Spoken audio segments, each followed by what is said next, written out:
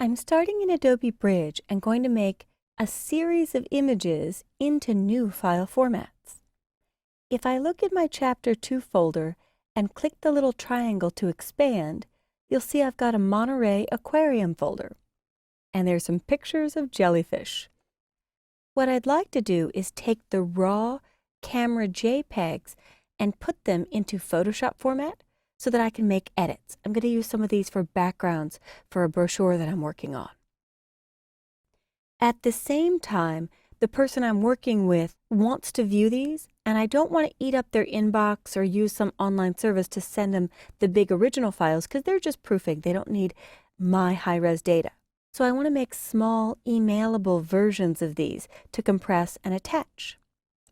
So what I'll do is click the first image, shift-click the last image, and Photoshop has an automation tool called the image processor. And Bridge, which I launched through File, Browse in Bridge in Photoshop, hooks me into the image processor.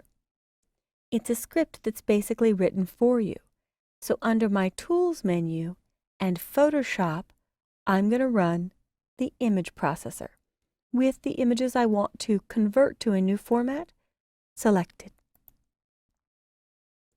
Now I'm going to select my desktop and make a finished folder for my final new converted images. So when I hit the radio button in step 2 and choose Select Folder, I'll go to my desktop and make a new folder. On Windows, your new folder will be at the top. I always say it's the sparkly folder. And I'll name this folder Finished. And open. I want to make 2 files at once. With the JPEGs, I want them small enough that they can be emailed, so I typically shoot for a quality between 6 and 8. I'll go with 6 for this one, and I'll resize it to a smaller size that's just big enough for most people to get a decent look at the image. 800, and I'll press Tab, 600. Now when I'm finished with this, I usually add _ SM, S as in Sam, M as in Mary, for small, so I know that they are not the camera original JPEG.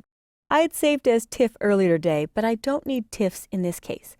Sometimes I use the image processor to take all my layered Photoshop files and deliver flattened TIFFs to the print shop because they don't need the layers, the files are all finished, and it will save on file size for uploading for their FTP, their file transfer protocol, the web upload service that they use. I personally want Photoshop documents, PSDs, and I don't want them resized. I want them uncompressed and ready for me to work on in Photoshop. So when I hit Run, it's whipping through all of these, and it happens so fast. I will hit F11 on my Mac to hide everything and take a look at my desktop. And inside here, I have a JPEG folder where the images are super tiny, 65K, 77K. In fact, I could zip this right now by right-clicking and compressing it. And it's 300K, super small and efficient.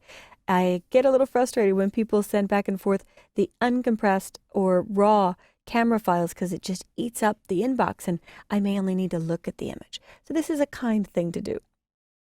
Now the Photoshop files, if I expand to see their file size, all between 6 and 7 megs, some close to 8.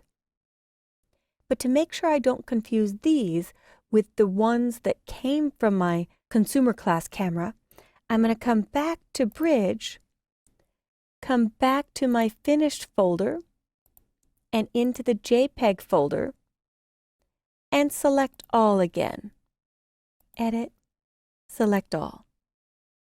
And then I'll choose Tools, Batch Rename, but I'll keep the current file name, and I'll leave the case, and I'll attach new text of _ SM for small. And here's what each file will get.